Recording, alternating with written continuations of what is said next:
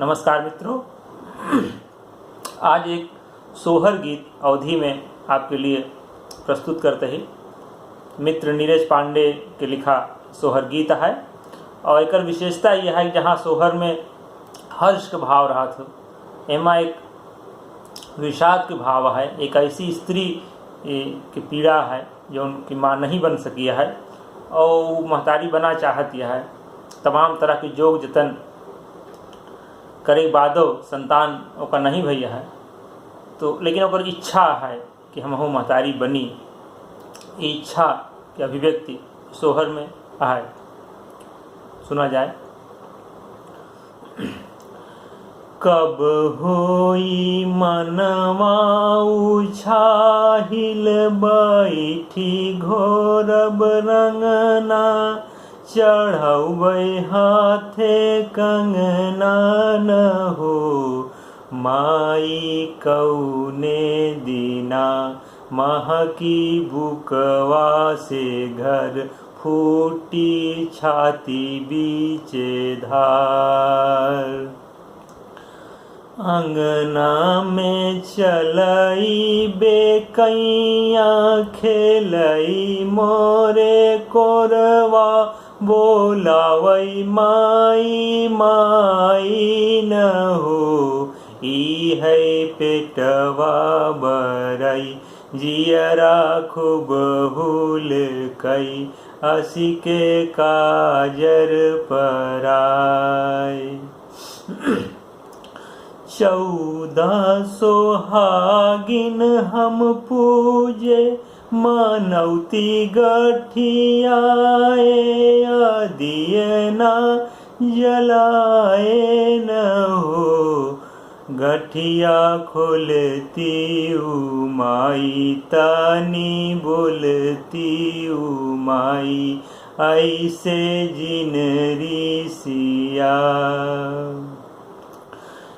चिऊटिऊ के पुतवा न मारे, हम सब के दुलारे, न करे कभौ कौन पाप, माई निर्छल रहू एकदम सच्चई कहू, कौन भा हम सिपाप।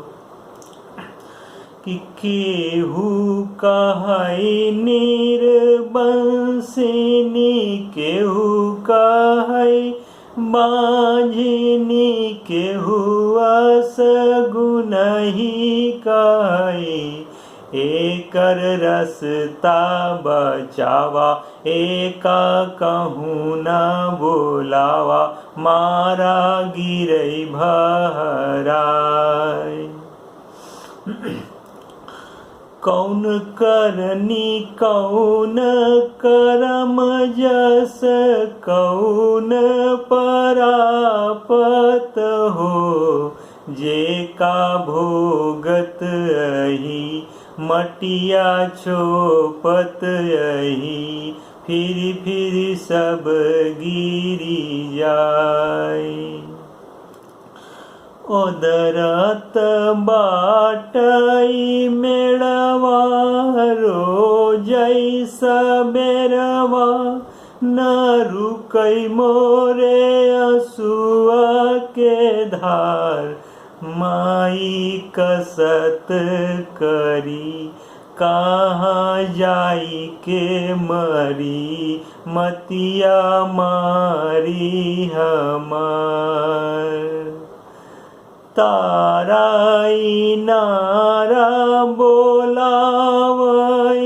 चित भर मावई, उड़ावई अंधियरवा न हो, कुछु कई न ले, जियरा दई न दे, माई देखियू हमार।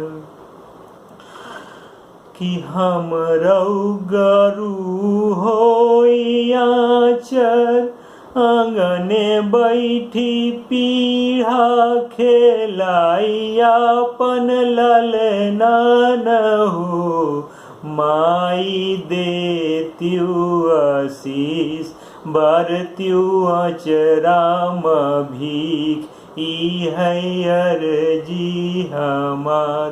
माई देत्यु आशीष बरत्यु अचराम भीख ई है अर्जी हमार।